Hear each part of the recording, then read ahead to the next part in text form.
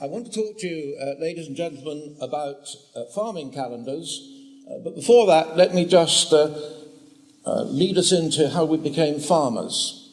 We know that Homo sapiens, that's us, developed in Africa. Professor Oppenheimer has showed that conclusively with DNA research.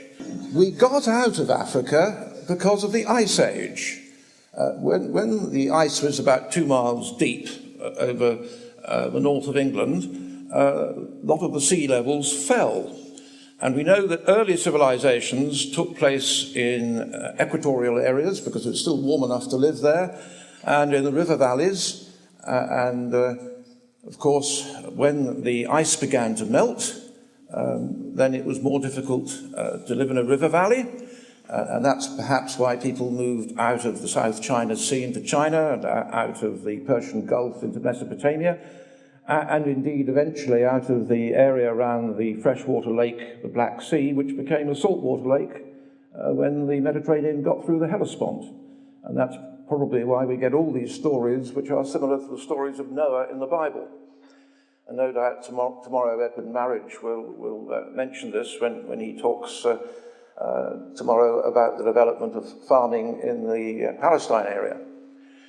We know about the civilizations in river valleys now under the sea because we've heard from that in the past from Graham Hancock. We may hear more about that from him later today.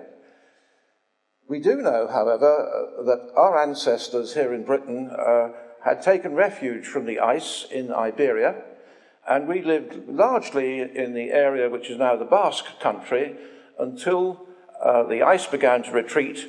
And as hunter-gatherers, our foodstuff began to move north again, and we moved with it.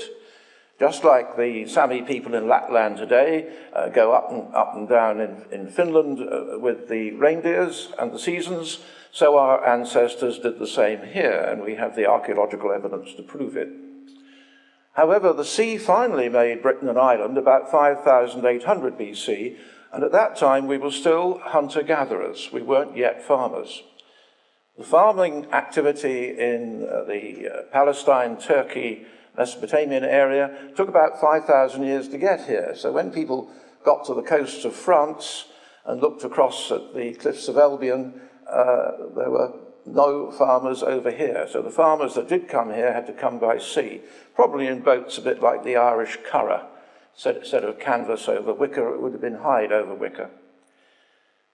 But of course, the problem if you're a farmer is that you need a calendar. You need to know when to reap and sow, when to plant, when to move animals off ground that's going to flood.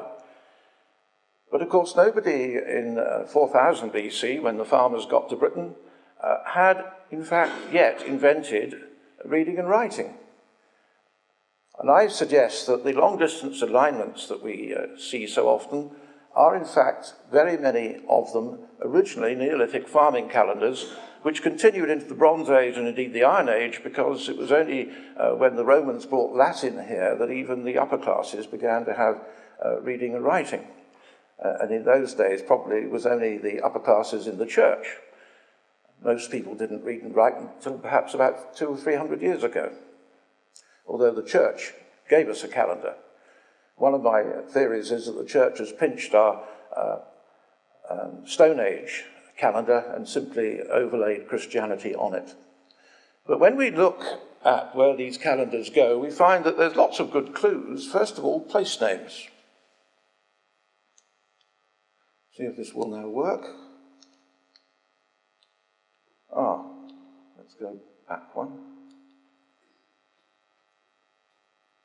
Here we have, I use the word lays because it's a more convenient word than alignment, but I won't pretend to say I know what a ley line is. But on alignments, you often get names like these I show here, associated with the gods, saints, the devils, or with fire and colour. That's a good clue to a place name. If you're looking at the sunrise at dawn or sunset in the evening, then it's often you're going to find hills called Golden Hill or Red Hill or places like Bleeden. And these names crop up all over the map. You also get names associated with movement, like an arrow or a shaft. And sometimes you get names which are relating to arrows which have been misunderstood. Wibeliscum in the Somerset, Devon area, people will tell you, oh, well, if you look at a place name description, that means the Valley of the Arrow Makers. I suggest it's the Valley of the Shaft or the Beam of the Sun. Similarly, you get names associated with structures, like henges and stone circles. Great problem for the church originally, no doubt. Names which crop up time and time again, which appear to be on these long-distance alignments. So if you get a map and you plot all the Neolithic and Bronze Age sites, the standing stones, the megaliths, the henges, the stone circles, the long barrows and the round barrows, and you plot all the pre-Reformation Christian sites, whether it's a cross or a chapel or a church, you find, don't you, lots and lots of straight lines. Now, the archaeologists used to say, well, that's pure coincidence. But if you know a bit about statistics, you will know that there comes a time when the boot's on the other foot, and that there are so many of these alignments, it cannot all be coincidental, even if some of them are. And so what we have are a series of these straight lines. And if you say, well, where do they go? They usually go to a hilltop or a col. In other words, they give you an horizon feature. And if you look at what was the sun doing at that horizon feature, you can get a date when the sun comes out of that horizon feature. You can actually get hold of this information if you go to the Greenwich Observatory, which is no longer at Greenwich and is now at Cambridge University and is run by the people that run CERN, the European accelerator. They have a computer system that can give you, if you give them the latitude and longitude, the date of sunrise at that point. Convenient date very often is about 3000 BC. You will find if you look at these alignments and they go through a hilltop or to a col, and you can actually get the date that the sun was rising there. And very often these are dates which we would now say are in the Neolithic. So the whole thing becomes scientific and understandable, rather than perhaps more difficult to interpret. And I'm saying that the names that you find to do with saints or fire, colour, movement, structures or topographic are often a key to these things. And I'm going to see if I can make this thing work. Here are some of the features which you will find on them: a boulder, a cave, a hilltop. And it's interesting sometimes that you also, talking about our last speaker and quartz, you will find that occasionally you get Logan stones on these alignments. Logan stone is a giant rock which can be rocked. And of course, when you rock a very heavy rock weighing many, many tons, you create an enormous pressure at its very small point of contact. And you will find that these rocking stones, or Logan stones, are invariably on either quartz or made of quartz. So you're going to get piezoelectric energy, as we heard from the last speaker.